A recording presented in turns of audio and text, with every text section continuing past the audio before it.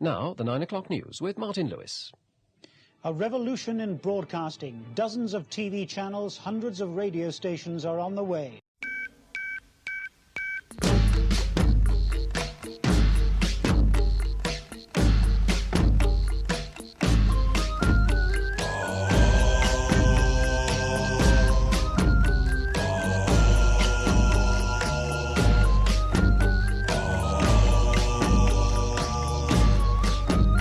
'86, '87, we were like just young lads growing up, not much hope to be out there, you know. There was no direction in them days telling you what you're going to do for a living, what your aspirations were. Going up to the city centre, you'd be out drinking, then there'd be different groups of lads from different parts of the town, Tile Hill, Belgreen, Woodend, Willenhall, and inevitably where drink was concerned, you know, it was quite a violent place, but in a city place to live in back in the day. Coventry was a very industrial city, so it was built on the car industry, and prior to that, bicycles. When you looked at the car factory, it wasn't a small employer. When they closed it, they brought a lot of economic hardship towards that area. It was just a real bleak, you know, period in this country's history. It was real dark. There was a bit of a recession going on with Maggie Thatcher. People losing jobs and places closing constantly. The whole format of people's livelihoods, which was closing all the collieries and stuff like that. So the ideas that you'd have a job for life started to all disappear. They created a big vacuum. This also leads to things such as why some people start to drink too much or took their frustration out in a violent way against other people. It's not that that person's a bad person, it's the environment that they're growing up in or the environment that they find themselves in. You had no-go areas, you know? Depending on where you were from and what you looked like, you couldn't go to certain areas in the city without getting hassled. Football hooliganism was a very big thing. Homophobia was a big thing. There was total turmoil, so there was kind of the racial turmoil. But there is a lot of troubles between anyone who's considered different. Everybody was fighting against everybody. And then when the football come along, everybody was behind Cov City, no matter what area you were from. You're fighting against people from Birmingham, like Villa and Leicester. If we was playing Cov on a Saturday, we would come to Coventry early. We'd come in either cars or vans and try and mingle in with you. You had a pub outside the ground where we tried to get in and take over. Sometimes only about 20 of us would get in because we'd get sussed and the Bill chases off who was in there. Then we'd get chased down the hill. About 600 lads used to chase us. Coventry in them days had a big firm, well renowned and feared throughout the country. Coventry was one of the ones where you had to be on your toes. If you weren't, you was getting it. You go to Coventry, you're going to get the row. We weren't expected to go into business and make good money. We were basically brought up to say, as soon as you turn 16, 17, you get a job, you work, and if you give us a board. We were on the door in back end of 88, 89, the Tally-O in Coventry. I was on a course, a yacht course. It was a government course where you got £23.50 a week for working in a factory for a bit of experience, but it was slave trade. They were getting all their dirty bits of work done by me. So I opted out of that. And then along came dance music. It was sort of creeping into the pubs and creeping into the nights as the nights wore on. Me and Kieran were in, like I said, Shambles Arcade. We were having a breakfast in there. A lad called Robbie Lyons, he turned up and he was saying, there's a thing happening in Ibiza at the minute. It's all about rave music. Everyone's taking ecstasy. It was a cultural thing, a youth thing. Everyone was taking them. Your poppers, your amyl nitrate, your ecstasy, where it filtered on up through the dance scene. Originated in a lot of the gay clubs in and around London. He said it's absolutely brilliant. And we were like, yeah, you're what, taking drugs? Because we didn't take drugs and stuff like that. When he explained it, it seemed like it was pretty cool to do it.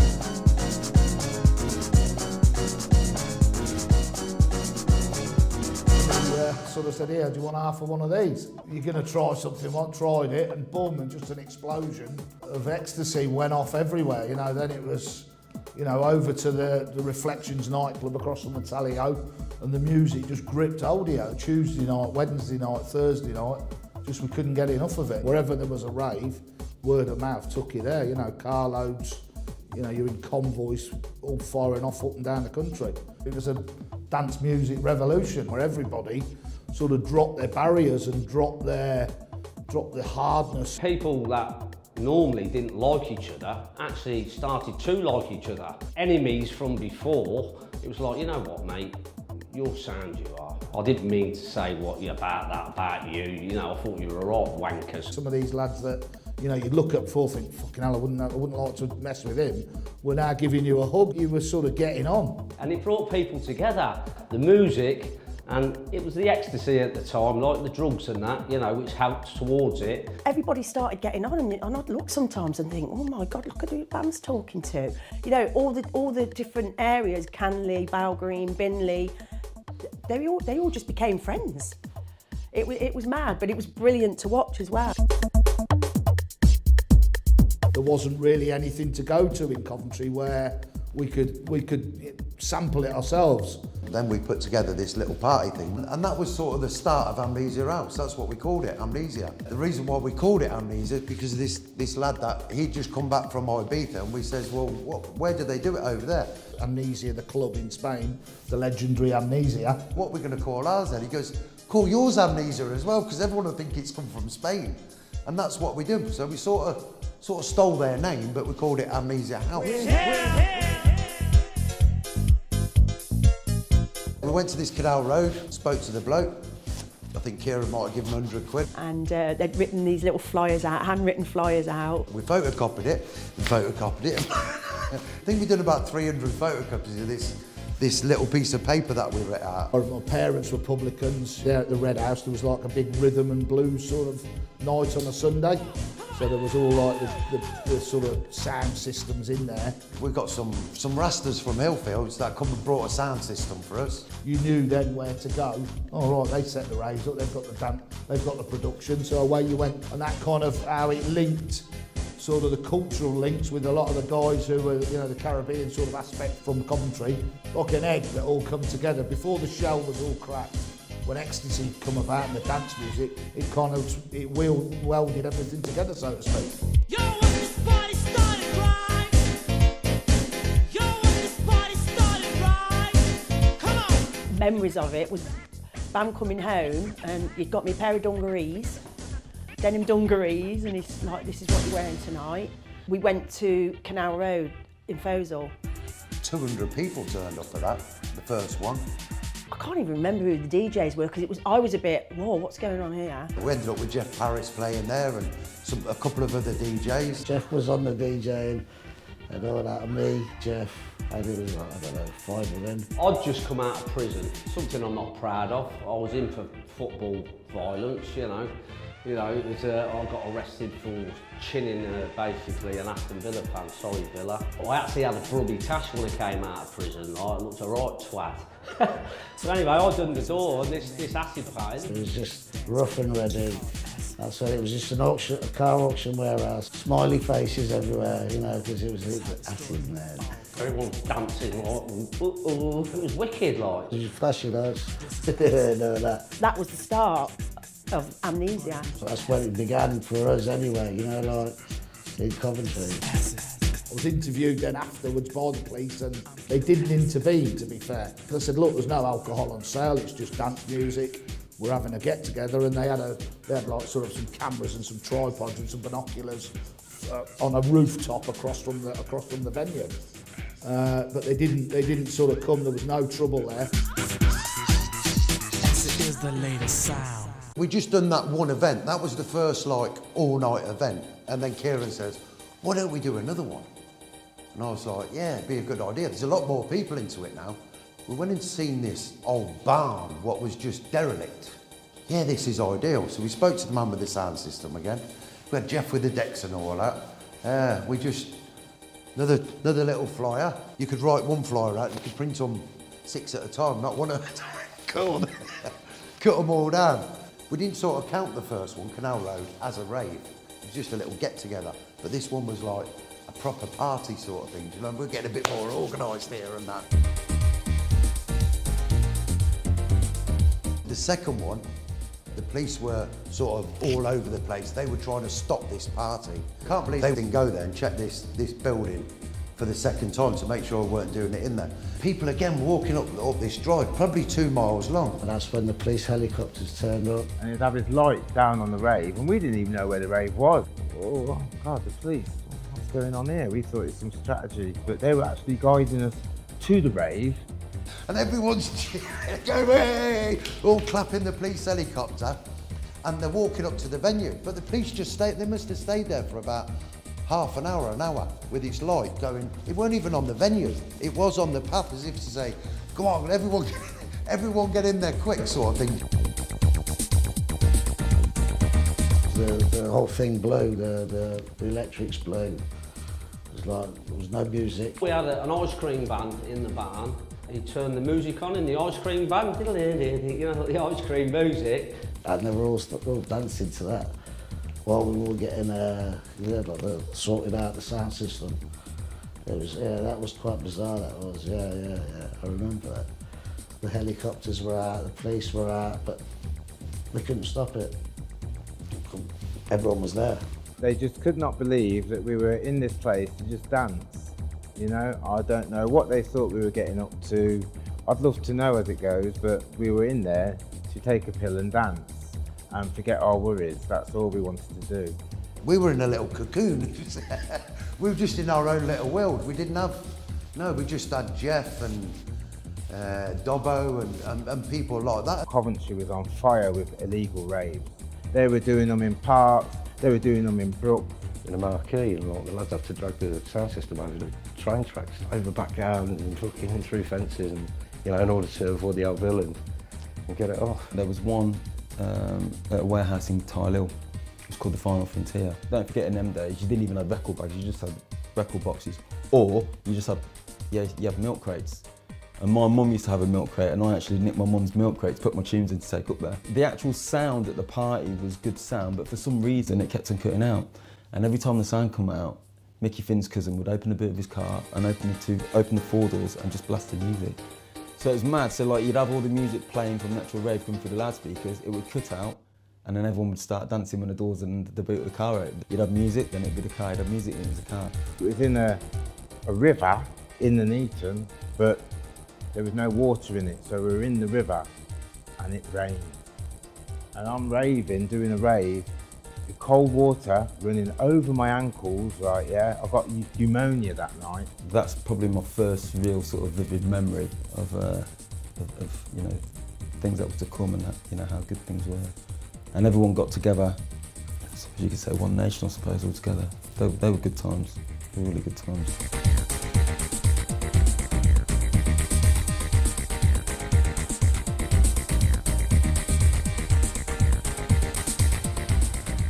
We didn't know it was happening anywhere else until later on, sort of thing. Raving for a year odd. I went over to Spain, again, big in Spain, Ibiza, Mallorca. It was just alive, it was happening abroad.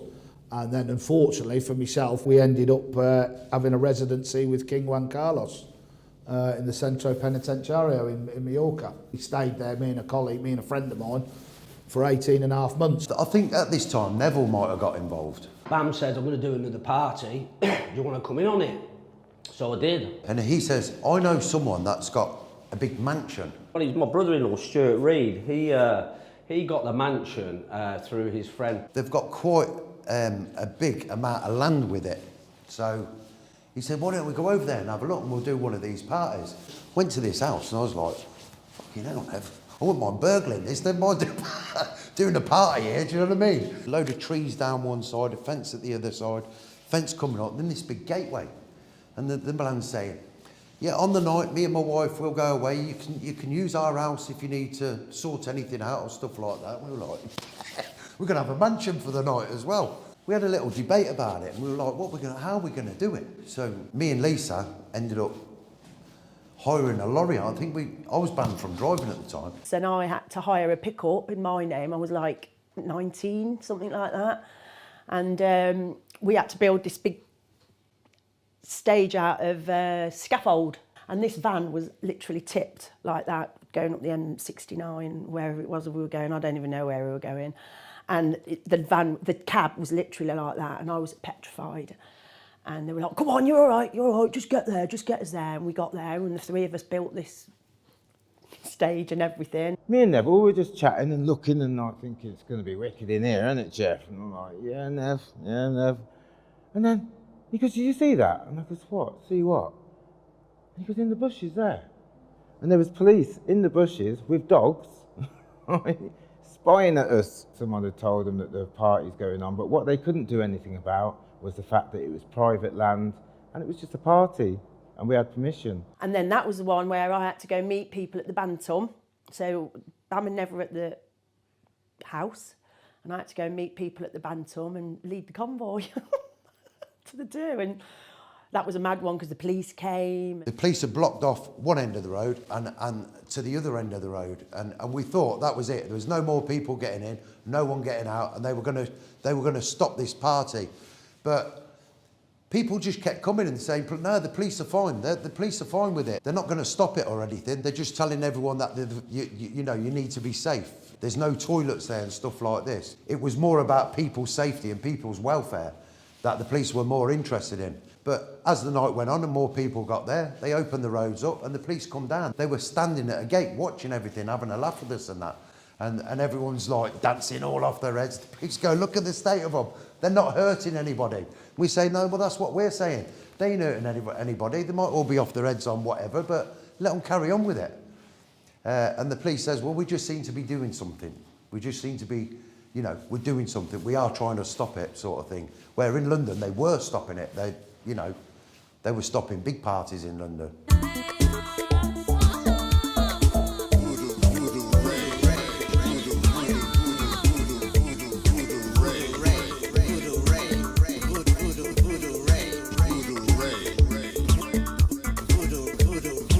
The one at Canal Road we done, and House 1 and House 2 in this derelict barn sort of thing. They were nothing on this one. This was an outdoor. It was the summer. It was red hot, and that's when everyone was saying, "Oh, the summer of love," and that was amazing. And then it just got bigger and bigger and bigger from there. Then our organisation was starting to grow. Our DJs were starting to grow. We just had this fire in us to get up, and this is what we wanted to do. We'd never had anything like this. We were dragged up, not brought up. And then we were attracting people from, other towns then as well. From Birmingham, Coventry, Rugby. People got to know people. Oh, where are you from, mate? I'm from Leicester. All right, mate, I'm from Coventry. Nice to meet you. It is hard to explain. It was just good times. It was happy times, wasn't it? We didn't come there for violence. We came there to have a good time. They weren't getting no trouble off anybody. They were safe.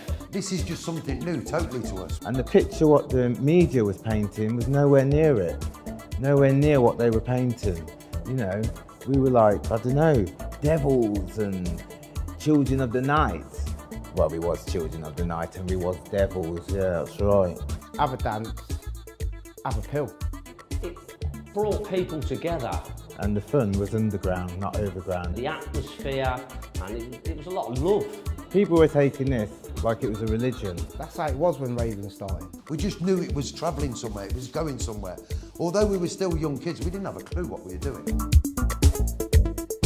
And I don't think the government knew how much it took a grip of all of us, all right? And how much fun we were having them run round after us with helicopters or whatever they were doing. We were always one step ahead.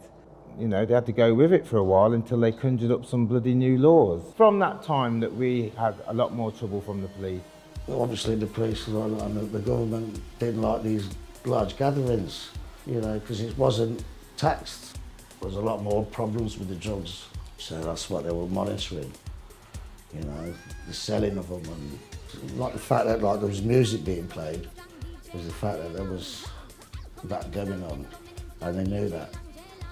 And that's probably why they thought, oh, well, hold on a minute, we can't have this. How dare they, get together and disobey us.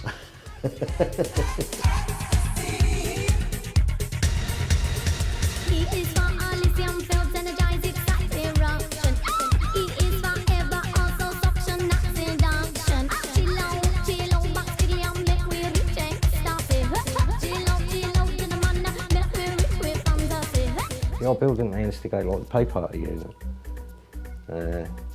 which was like, they were dedicated to infiltrating and stopping and, you know, fissing parties. And I just thought, how fucking brilliant is that? You know, like, this little thing is now kind of, you're taking notice now, but for all the wrong fucking reasons again.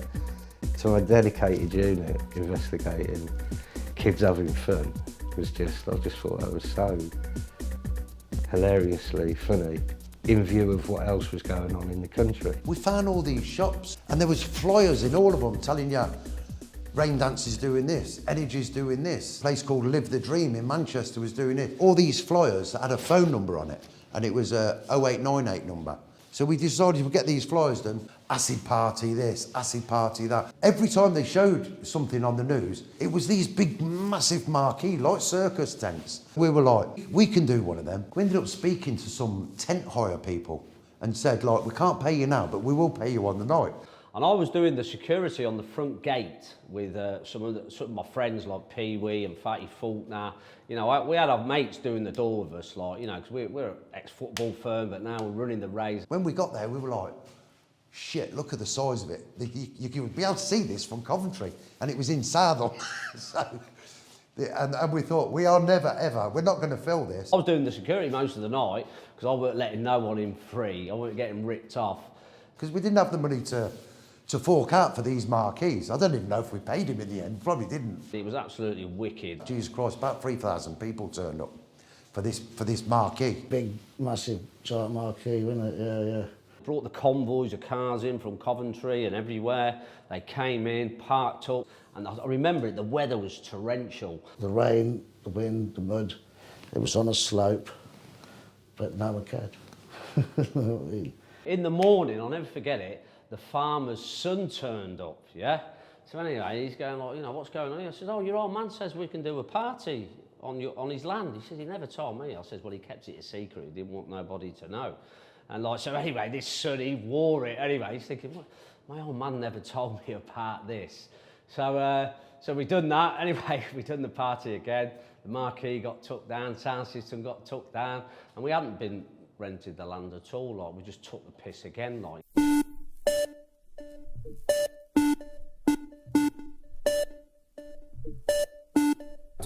After the marquee party, we thought, God, that was a bit too big. We need to go indoors a little bit. If we're going to do another one of these events, we're going to have to have this big marquee again. The police will have helicopters out. We thought we'd go back to indoors, but because you needed toilets and stuff like that, we needed to provide them sort of things. Do you know what I mean? But this was the main thing that the police were always banging on about, is welfare, toilets and stuff like that. We had it planned, we had it advertised with flyers and posters and stuff, but we never had a venue on the day. We're doing a rave, me and Bam, and we never had a venue. We're driving through Alderman's Green and there's this brand new warehouse. We've clocked it, the back door was open of the warehouse, empty warehouse, never been used. It was a nice building, and I said to Neville, there's a number on there, that's to let. Why don't we ring them up and see if we can rent it off them? Nev was like, yeah, I suppose we could, but why don't we just get in there? Why don't we just get someone to change the locks? We changed the locks on the front door of the warehouse and the back door of the warehouse. We brought the sound system in. We got it all set up. There's people at the Vauxhall pub, the Crown in Bell Green, all waiting for, like, Nev, when's it going off? And I'm sure this is the first time we had Sasha. Sasha was a proper down-to-earth kid, do you know what I mean? He was straight away, he says, yeah, I'll come to the Midlands. So he turned up and looked at this venue we had, and it was like, wow, fucking hell, this is wicked.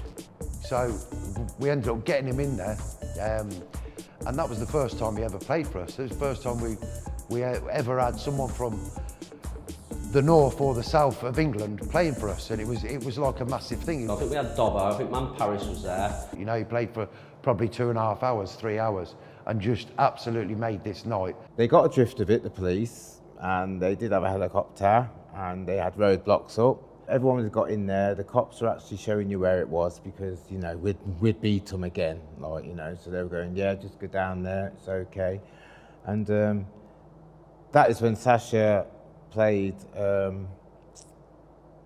another classical song. You know, that was like one of my biggest raves for the time. So I was just buzzing. I was the only MC. It was a brilliant gig. And then, guess who waltzes in? My mother. Mum, what are you doing here? And she goes, well, son, you know you said you had a sore throat. I thought I'd better bring you a flask of coffee, right? And she's brought this. And I goes, how did you get through the police? She goes, I got my nurse's outfit on, so I told them I was nurse for the... And I could go on, Mum, fair play to you, like, you know. And she got to see what I did. And so that was a magical time for me. In the house we have DJ Sasha, Manchester, the Northern Hemisphere.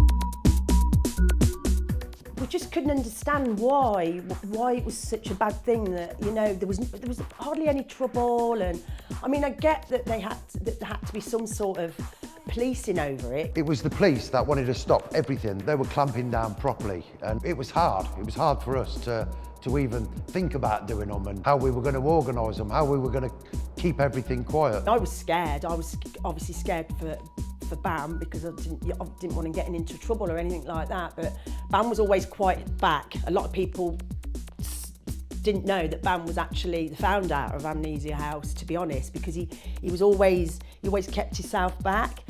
Neville had the idea of getting a lawyer, you know, who was a well-known lawyer, and we started to do things through him. The police, yeah, in the end, they couldn't cope. We're Bell Green boys, yeah, like we know how to play cat and mouse with the police and that, and they just couldn't keep up with us. We had a bent contract signed up, typed up, and we had a front man to go out, and when the police turned up, what's going on here, lads, yeah? Oh, we're having a party, and the front man, who now runs, we started to do things through him and do things lawful way. And the police didn't like that. They did not like the fact that we were using a lawyer and we could just say, look, we've got this, and we show him papers. Anyway, he'd go out to the police with the contract. Hello, officer. Yeah, we've been hired this warehouse for the night off the owners, yeah. The police looked at the contract. Okay, yeah, everything's in order. See you later. Hey, BAM didn't tell me everything because he knows what a worrier I'd be. I thought it was all normal. So when the police turned up, but we shouldn't have been there. And that's when I remember Sasha being there at the Newage. That was in like the Backerwood End, the industrial estate that runs through there. That was mad. And the ice cream man was in that one as well. So they went, we carried on. We had convoys of cars coming from everywhere. We'd done the party, it was amazing. And we actually cleaned the warehouse in the morning of all traces of anything. It was spotless when we left that warehouse. You know, like you wouldn't have even known we'd done a party there. Yeah, then it went on to New Year's Eve, one called New Year's Eve Extravaganza. I got a knock at the door on the morning of this rave and served with a writ. If you hold any parties in Coventry, you will be like arrested, fined, you know, like I had a writ against me. So I thought, well, okay, well, we weren't actually doing this party in Coventry. We had a massive warehouse in Rugby. Someone said to us, they've got this venue, it's massive. They've been working there, building it, and we were like, yeah, well, come and have a look at it. So we went and had a look at it, and it was like, Jesus Christ, it was too big. It was absolutely enormous.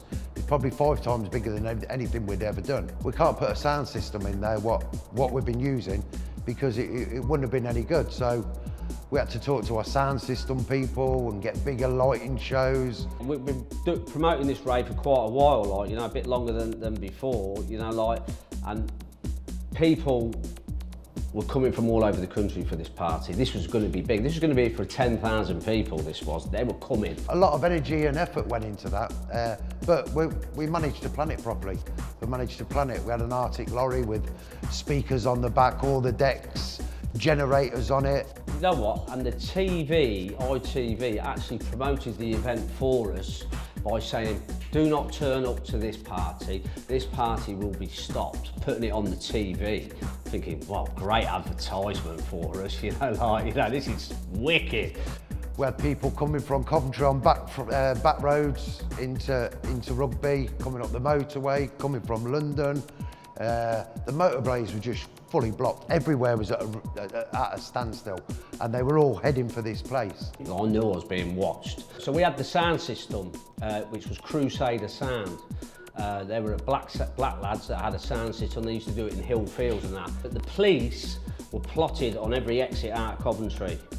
And what happened was, we got the sound system there, got the lights all set up, but the sound system got followed by the police. At this time, there was no one really near the venue.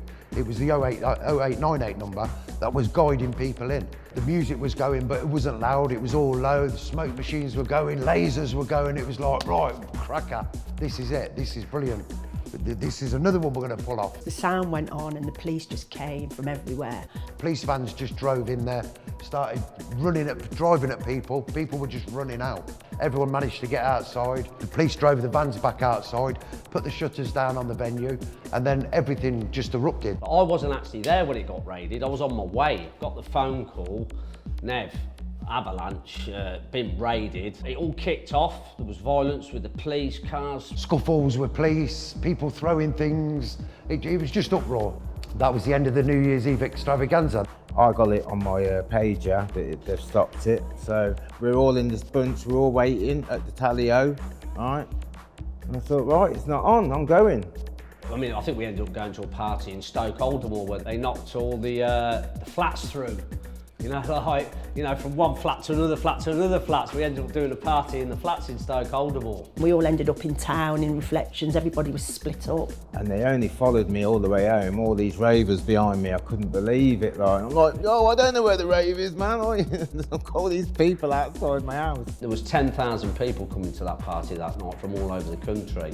And that's where we would have been like, you know, like your Energies in London and that. Amnesia House then we were a name then, like Amnesia was massive. People who are probably getting a bit spoiled in London already are now prepared to leave London there and then come down here for a night out.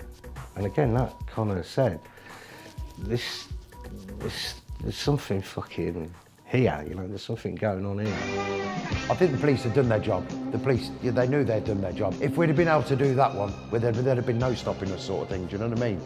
That would have been a good investment.